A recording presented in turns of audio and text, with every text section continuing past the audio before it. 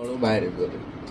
Cartilage ज्या दिवशी लिमिटपेक्षा जास्त बाहेर आलं तेव्हापासून इथून जी सर्वायकल नावाची नस असते ती माझ्या जोशमध्ये सर्वायकल नावाची मेन नस असते त्या नसला कनेक्ट झाली आणि तिथून ब्लड सर्क्युलेशन ब्रेन छाती पाठ शोल्डर आणि त्या हाताला नट्स कनेक्ट असते.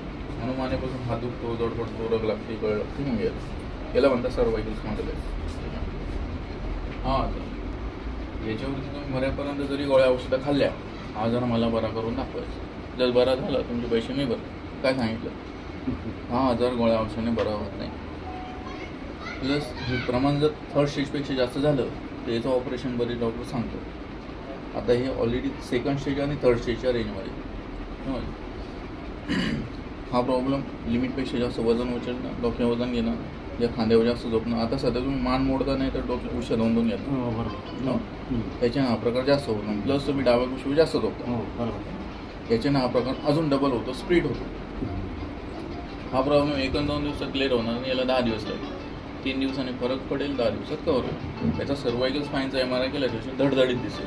जर चुकीचं निघालं तुमचे पैसे मी भरेल. ठीक आहे, सध्या काही करायची गरज नाही. एक्सरा का बघितलं नाही की त्याच्यात हे दिसत नाही, म्हणून एक्सरा बघून उलट चुकीच्या गोष्टी इकडे आपलं लक्ष जातं. ठीक आहे, याला 10 दिवस कंटिन्यू करायचं आहे. काही गोळ्या खात असेल, पेन किलर वगैरे सगळं बंद करा. बॉडी दिली सोडा, बॉडी दिली सोडा. अजून 3 दिवस तुम्हाला पाहिजे तर फरक जाणवणार नाही. 36 तासानंतर रिझल्ट भेटायला लागेल. जसं की तुमच्याकडून काही चूक झाली तर 36 तासानंतर जास्त त्रास व्हायला सुरुवात होते आणि आपण ट्रीटमेंट केल्यानंतर, योग्य ट्रीटमेंट केल्यानंतर 36 तासानंतरच स्पेलिंग कमी होते, ब्लड सर्क्युलेशन चालू होते आणि त्याच्यानंतर सूज कमी होते किंवा दुखणं कमी होते.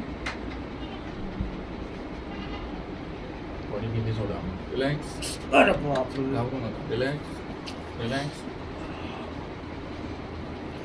बॉडी बघा,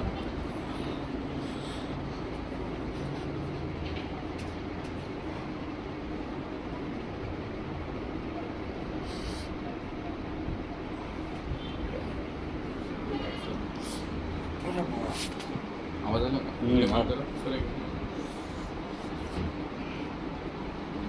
यांची एक चूक आहे, घरी काय करता, हे 2-2 विषय घेतात, TV बघता किंवा मोबाईल बघता, त्याच्याने हे जास्त झालं. असं आणि कळ लागली का मान मोडणार, या हाताला झटका देणार. हो की नाही?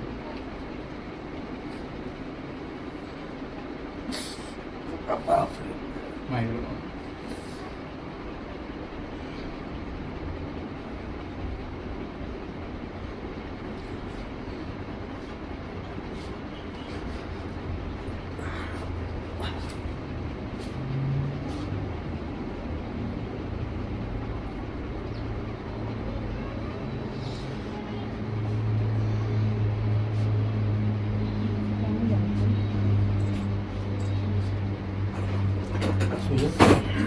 सरळ बाय बरोबर.